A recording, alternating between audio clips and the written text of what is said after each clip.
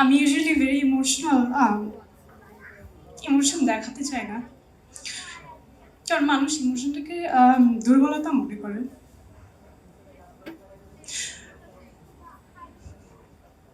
But আজকে এখানে সবার মাঝে হয়তো আমি সবচেয়ে ইয়াংগেস্ট।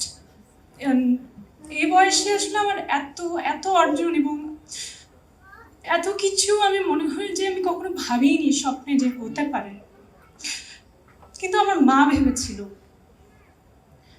আমার আজকে অভিনয় জীবনের যাত্রা বলি বা গান শেখা সব কিছু, এগুলোর আসলে পেছনে আমার মার অবদান। এটা আমার বাবা না, সম্পূর্ণ আমার মায়ের অবদান।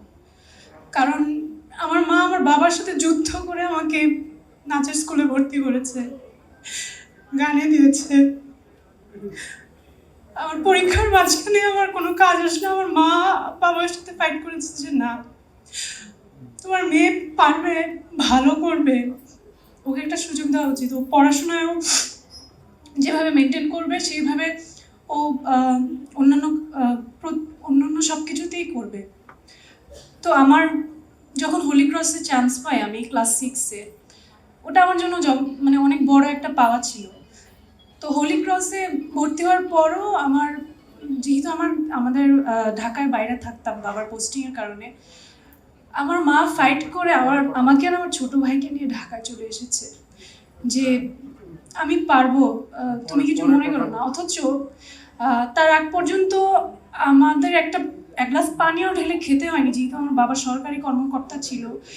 এত এত মানুষজন ছিল কোনো একটা কাজ করার জন্য, ডাক দেওয়ার জন্য। সেই মানুষটা একা একা আমার ভাইকে আর আমাকে নিয়ে ঢাকায় চলে আসে। এবং আমার ছোট ভাইকে এমন এমন দিন গেছে যে রেখে আসার কেউ নাই। স্কুলে এসে সারাদিন বসে থাকতো, আমার ভাইটা গরমে ঘামতো, আর আমার মা বসে থাকতো যে আমার স্কুল ছুটি হবে, তারপর আমাকে নিয়ে বাসায়ও যেত না, তারপর আমাকে নজরুল একাডেমিতে নিয়ে যেত গানের ক্লাসে। অনেক সময় প্রোগ্রাম থাকতো, রিহার্সেল হতো রাত্রে 8টা 9টা 10টা পর্যন্ত।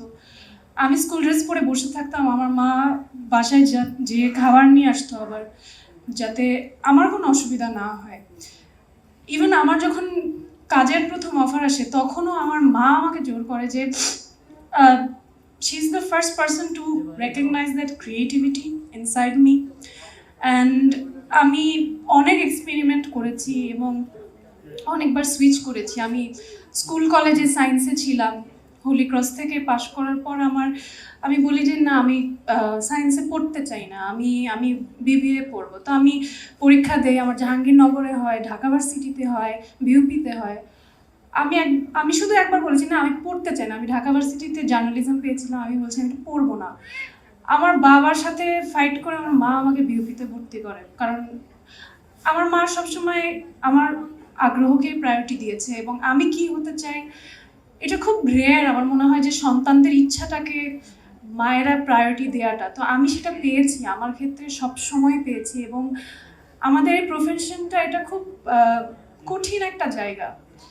মানুষ অনেক বাইরে থেকে অনেক কথা বলে বা অনেক ধরনের জাজমেন্ট, অনেক ধরনের তাদের একটা মানে অনেক কিছু ভাবে আমাদেরকে নিয়ে, কিন্তু সেই জায়গা থেকে, সেই স্ক্রুটিনিটি থেকে আমার মা সবসময় আমার পাশে গাছের মতো ছিল, এখনও আছে। এবং আশা করি যে সবসময় এভাবেই থাকবে। এবং আমি চাই আমার মার মৃত্যুর আগে আমার মৃত্যু হোক, কারণ এটা আসলে আমি দেখতে চাই না।